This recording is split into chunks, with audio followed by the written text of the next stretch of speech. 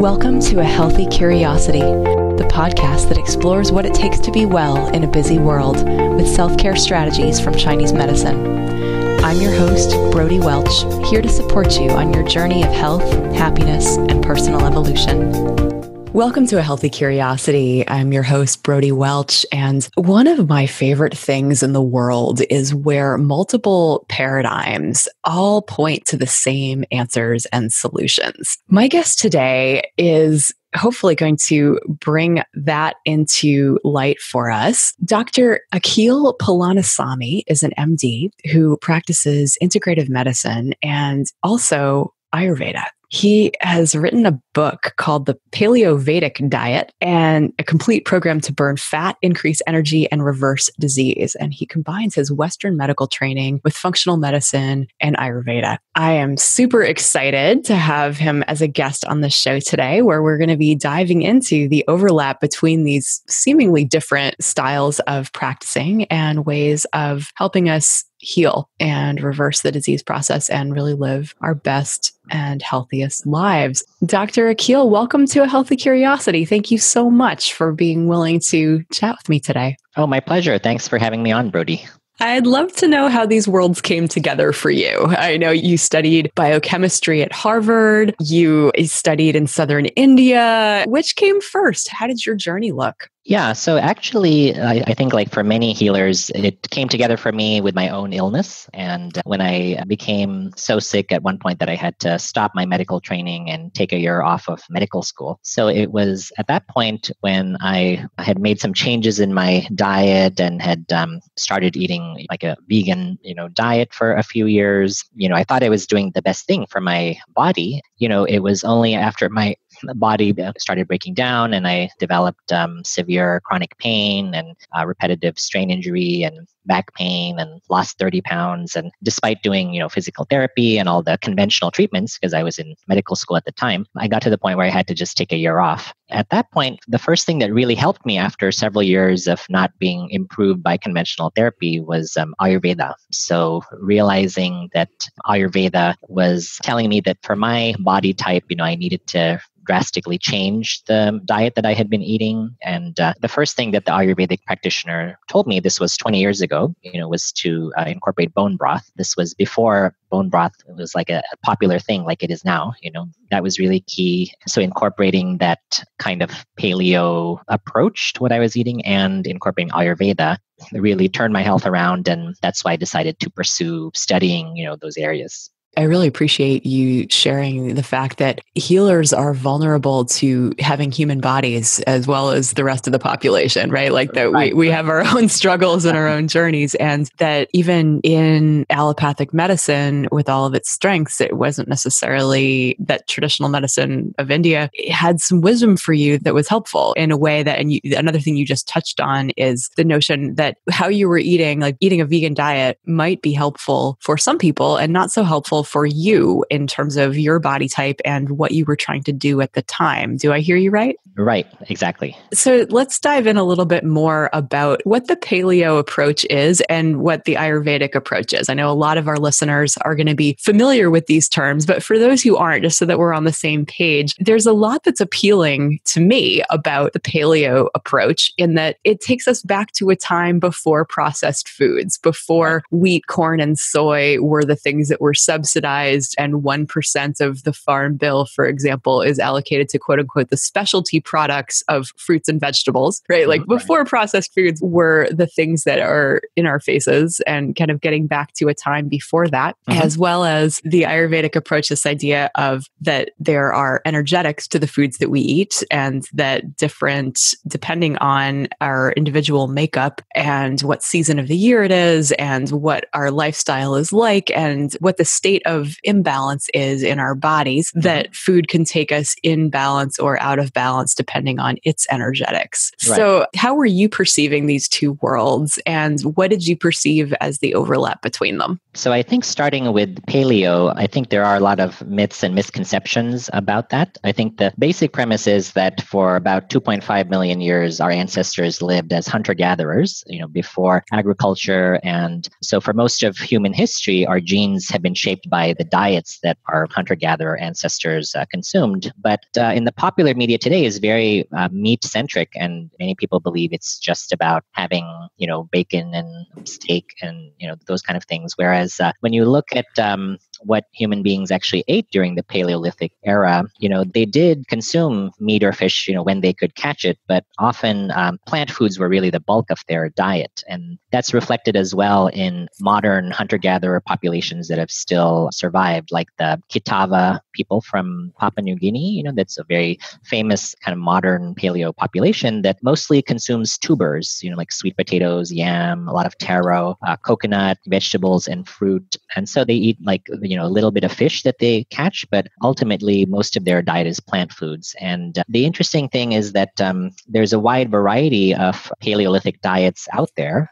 but what they all have in common is the lack of processed food, like you were pointing out, the lack of our modern industrial foods. I think one other thing about a misconception about paleo is that it has to be low carb. I know the ketogenic diet is very popular now, and there's a lot of good things about that. But if you look at, for example, the Kitava population, they had 70 or about 80% of calories from carbohydrates, and were remarkably healthy. And healthy starches were in the form of tubers and rhizomes, roots. They were consumed for hundreds of thousands of years before agriculture. So I think this phobia about carbohydrates, which has appeared in the kind of paleo community, is also really a misconception, because healthy starches were always things that human beings ate, for millions of years. And this emphasis on meat without the balance, in terms of nutrient-dense fruits and vegetables, I think is another misconception. So that's why I wanted to kind of go into more of the paleo aspect to really show what does anthropology, tell us about the true paleo diet. I appreciate you bringing that up, because I think you're absolutely right that the paleo and low carb often get conflated, right, and that there's somehow virtue in giving up what for most of us is a really important earth element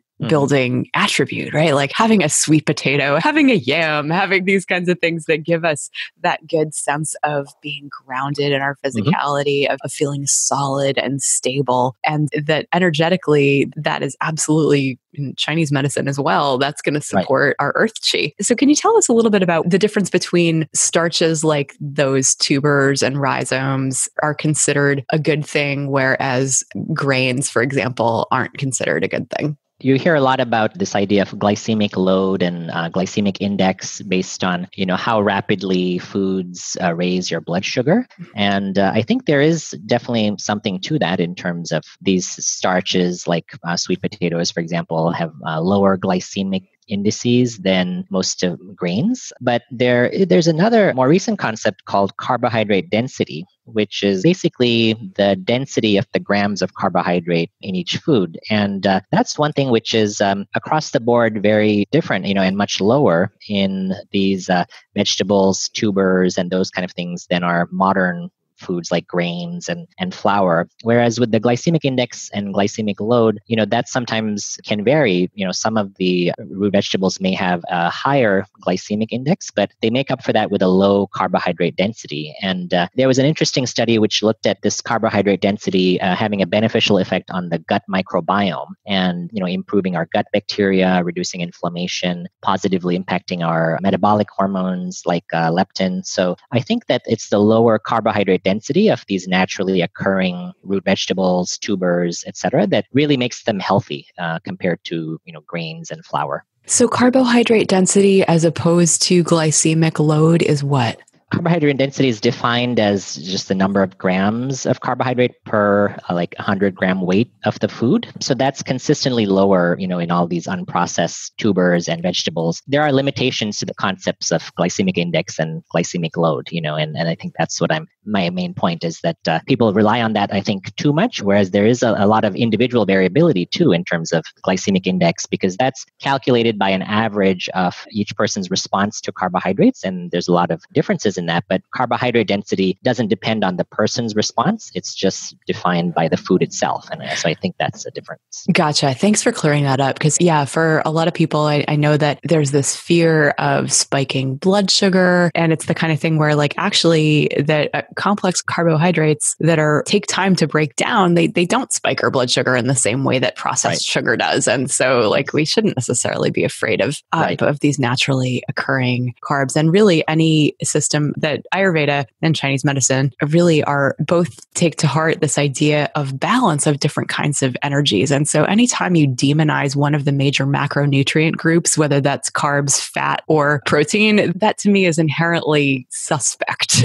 And so not to say that for a given individual, going low carb might not be like an excellent idea, or low fat for others, or or low protein for others, depending on what you have going on, that these ratios can vary. But it seems like these are the basics of pretty much any diet on the planet, right? Right. So I'm curious about what you appreciate about paleo is that the lack of processed food, that for your version of paleo, it points out the fact that it's actually still a plant-based diet. What is the role of animal protein in your version of paleo? So I think it can definitely play an important role. And, I think as long as it's the highest quality that you can obtain, whether that's grass-fed meat or pasture-raised animals and organic, poultry or wild sustainable fish and seafood. So I definitely think there's a place for animal protein, and it's just a matter of getting the highest quality that you can and making sure that you're balancing it with, plenty of vegetables and fruits and legumes and healthy carbs and that kind of thing.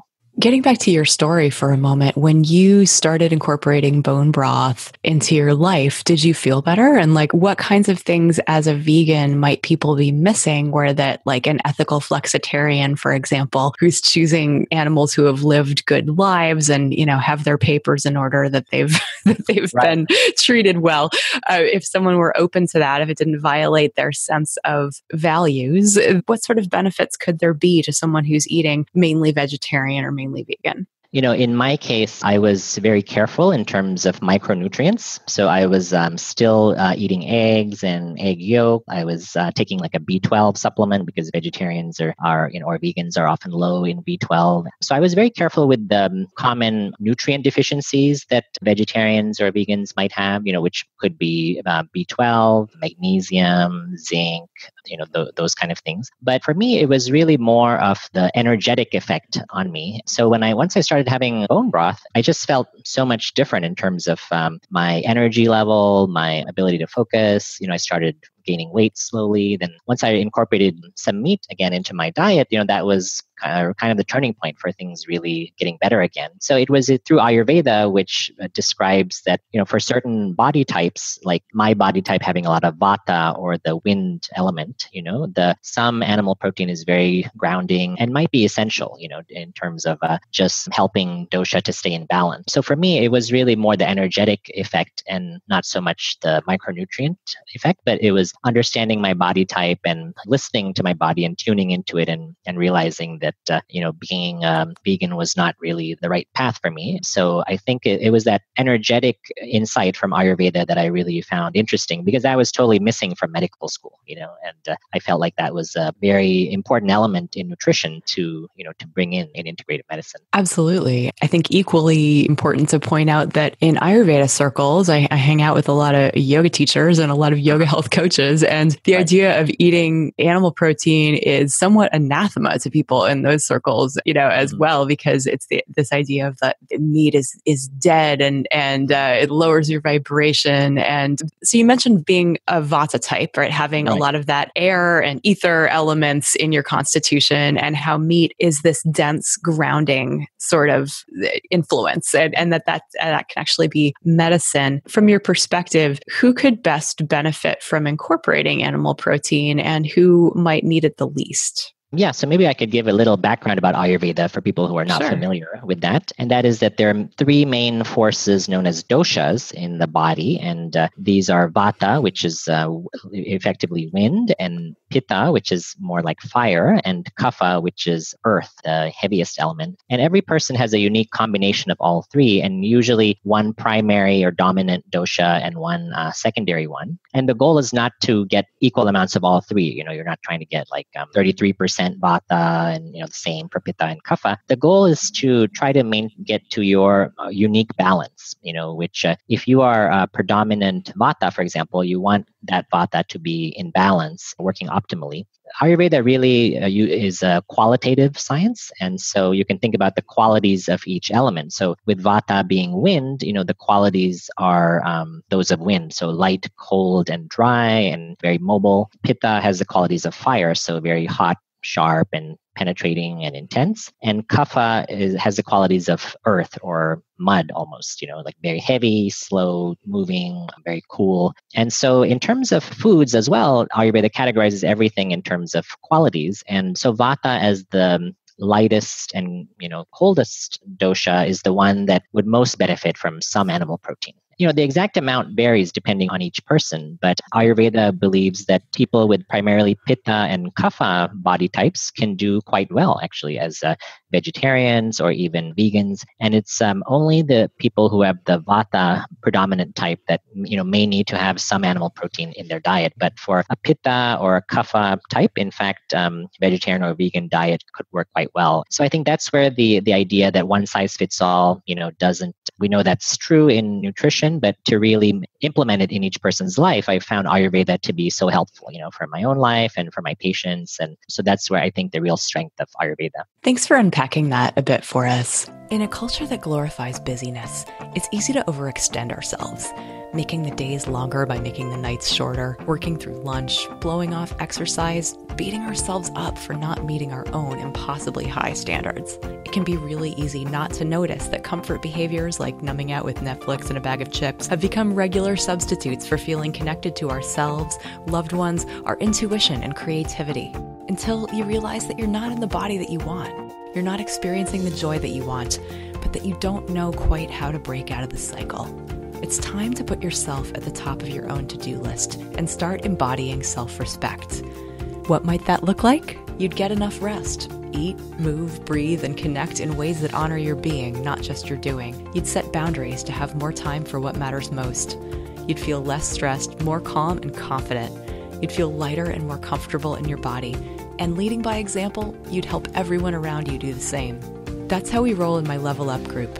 See, I believe that you have the right to take care of yourself, even before all the work is done, and that when you do, you get more done in less time and are able to show up for the people that you love with kindness and patience. I'm looking for 5 people who are ready to start practicing self-respect this September in the next round of Level Up. It's hard to go against the grain of an entire culture by yourself and way easier in community. If you're ready to start honoring your being, visit the Level Up page at brodywelch.com and schedule a discovery call with me. If it's a good fit, I'll invite you to join this life-changing community. That's Brody with an I-E, Welch with a C-H, and hop on my calendar. Now back to the show. You mentioned earlier carbohydrate density. I know you're also a big fan of nutrient density in general. I'm curious what your most favorite recommended nutrient dense foods that most people may not be eating. Like, what should we be considering here as far as getting our maximum nutrient density in a given week, maybe? I think that goes back to the paleo approach because our ancestors had many more nutrients in their food. And by nutrients, I'm referring to phytochemicals. So not really, vitamins and minerals, but the other tens of thousands of plant compounds that we know are very important antioxidants, for cancer prevention and reducing inflammation. There has been a dramatic loss of these phytochemicals in our modern foods. For example, there was a fascinating study which looked at modern apples and wild apples and actually found that the difference in phytochemicals between 1 ounce of wild apples and 1 ounce of modern apples in this study was 47,500%. When I read that, my eyes popped out because I thought I couldn't believe it. But it was actually true, a 475x difference in these wild apples from Nepal compared to like our modern ginger gold apples. So I think the key is not necessarily eating specific foods that are the most nutrient dense, but within every category of food, like within fruits, within vegetables, within leafy greens, choosing the options that are higher in phytochemicals and have more nutrients. And so that's why I spent an entire chapter on my book focusing on that. But for example, with leafy greens, iceberg Hamburg lettuce is very low in phytochemicals, and it's essentially mostly water. Whereas better alternatives would be arugula, romaine lettuce, radicchio, or loose leaf lettuce. And for example, cruciferous vegetables, broccoli and Brussels sprouts are the most cancer preventing. And kale is one of the few ones that matches the nutritional content of wild greens. So I think kale, we all know, is very healthy. So I think that within every category of food, it's possible to make smart choices when you shop and prepare food to really maximize the nutrients in the food. And I think that's very important for long-term health. It sounds like you're also hinting at diversifying the kinds of foods that we eat. So it's not the same thing all the time, that we're getting like the mixed greens as opposed to just the one kind that we always do. Yeah, that's vital. That's another thing that our ancestors ate, upwards of 150, 200 different kinds of plants in a year, whereas most Americans have maybe like 15 to 20 kinds per year. So it's, 90% loss of diversity. And every different kind of plant food has a different type of gut bacteria that it grows. And so that also helps with the diversity of the microbiome, which is so important for overall health. I heard the other day, I believe it was Mark Hyman, who incidentally, I believe coined the term pegan, right, for paleo-vegan. Oh, right. Yeah. Right? I heard him on a podcast the other day talking about how the most commonly consumed vegetable in the United States is potatoes, usually in the form of French fries, followed by tomatoes in the form of ketchup or pizza sauce. Which is a little appalling as a culture. But yes to diversity and varying what's on our plate. I'd love to talk about spices for a minute, because it really, in Ayurveda and in Chinese medicine, food is medicine, but spices are basically strong food or stronger medicine. And so in a world where we might have different things going on, do you have particular favorites, spices that you like to work into your life on a regular basis, or that you recommend to patients to work into theirs? Oh, yeah, absolutely. Same thing, in Ayurveda, spices are really considered medicine. Now, we know in terms of modern biochemistry how they work, in that they're incredibly powerful antioxidants, also very strong anti-inflammatory compounds, help with blood sugar regulation as well. And in Ayurveda, it's believed that all disease starts in the gut. So spices are excellent at, maintaining healthy digestion and stimulating the digestive fire. So that helps to keep the digestive fire strong, and that's essential in Ayurveda for preventing illness. So for my patients, I definitely recommend turmeric, which everybody knows about. I think with turmeric, it's really a matter of just getting as much as you can, cumulatively. And if you combine it with black pepper in a meal, the absorption of the turmeric goes up by 2,000%. 2,000%. Yes. It's so important. I don't understand people getting their turmeric from capsules where there's there's not this potentiation. And so it can be as simple as combining your turmeric to black pepper in a 16:1 ratio and putting it on your counter next to your olive oil and, throwing it into things that can be a carrier. As far as stoking digestive fire goes, typically, that I recommend a lot that things like the fresh ginger, the cumin, coriander, fennel as a tea, to have people growing mint or basil in their kitchens that they can throw in that can help regulate gut flora in a good way. Are there spices that are maybe more in the medicinal end of things that people could consider cooking more with? Oh, yeah, absolutely. So black cumin which is different from cumin, is actually one of the most powerful spices from Ayurveda. And there's actually a lot of research now showing like anti-cancer effects and anti-inflammatory effects. Probably second to turmeric, black cumin is maybe the most powerful medicinal spice that's being studied. And that's something that, can definitely be incorporated. I think fenugreek is another spice that's not as well known in the West, but it's probably the most powerful Ayurvedic spice for metabolic issues like blood sugar problems with, cholesterol or weight gain. I think it's extremely stimulating for the digestive fire as well. And then I think clove is one that is also not emphasized as much, but in a couple of studies, it was actually shown to rank even higher than turmeric in antioxidant capacity. There was one study where they looked at volunteers who consumed a small amount of clove every day for just 7 days and found a remarkable reduction in blood levels of inflammatory markers. And, and that was just like daily consumption, like culinary quantities. So not what you would get from a supplement. And so I really believe that, regular consumption of the small quantities of spices is really therapeutic. That study showed after just 7 days of consumption, so these spices are really powerful and can act rather quickly. So I think it's a matter of just getting as much as you can, consistently. So I have a whole chapter on, my most favorite healing spices and how to use them in recipes as well. Awesome. Yeah, I feel like going to make chai right now just so that I can get some clove going on in my world. Right. It's such a wonderful, warming one. I'd like to pick your brain about autoimmunity for a minute. I know that is an area of interest and specialty for you. And a lot of people, we've done a bunch of different shows on autoimmune conditions from various perspectives, but I'd like to get your take on, first of all, like why it is on the rise right now and who should be concerned about it. It's an interesting topic to me because it seems like people don't know that when you're diagnosed with one autoimmune disease, you're much more likely to be diagnosed with another. And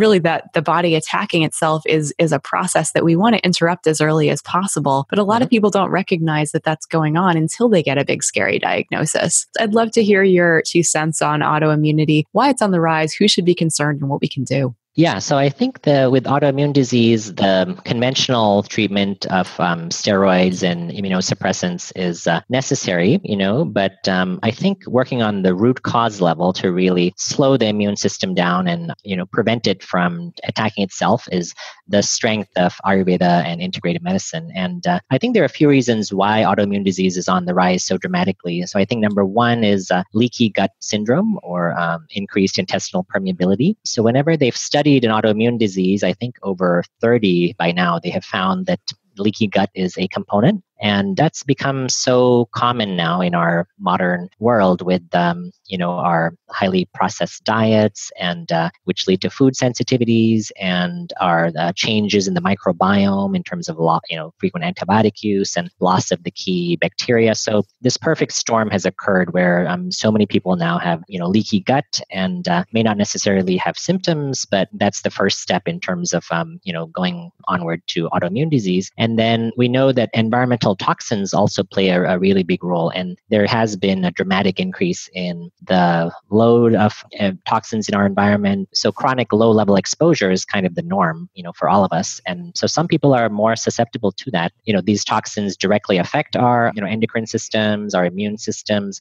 In some cases, they have synergistic negative effects when there is already leaky gut. So I think that the combination of leaky gut, environmental toxins, infections, of course, are another huge factor, and our modern stressful lifestyle. I think all of those together have made autoimmune disease such an epidemic. But I think that knowing these areas of intervention then allows people, with an integrative medicine approach and a functional medicine approach to tackle autoimmune disease more effectively, where they can, with my patients, in some cases, get off of medications, just use natural regimens to treat, and in some cases, reverse their autoimmune disease. With leaky gut, I've heard Tom O'Brien, for example, talk about how gluten is a small intestine lining irritant for 100% of humans.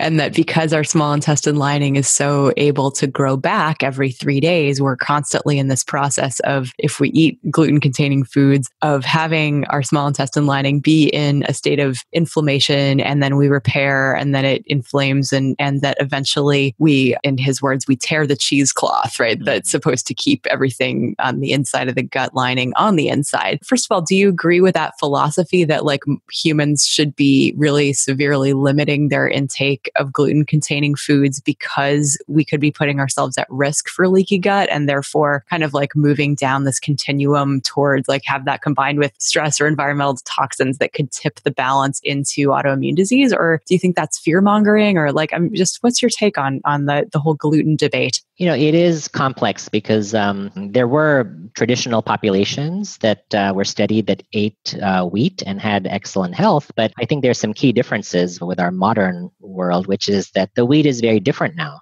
the wheat has been genetically modified, and it's much higher in gluten than older strains of wheat. So, for example, our modern wheat has 40 times much gluten as wheat from the 1900s. So the genetic engineering, the higher levels of gluten, and then our ability to process wheat. So we really need a very healthy microbiome and healthy gut. I don't know many people who have that these days. There's also the effect of antibiotics. There's a real correlation with antibiotic use, which is a risk factor for developing celiac disease, later in life. So I think that in terms of all of these factors, I think it is true that certain people can tolerate wheat, but you need to have a healthy microbiome. You need to be free of autoimmune disease. You need to be free of blood sugar issues. You need to be, probably not have any family history of autoimmune disease. So you have to check off a lot of boxes to have wheat. And if you do, then, you're probably fine. But for most other people, I think being cautious with it would be beneficial. Thanks. I appreciate you sharing that. We are about out of time here, but I want to make sure that people know how they can stay in touch with you if they're interested in either working with you potentially or getting your book. Where can they find you?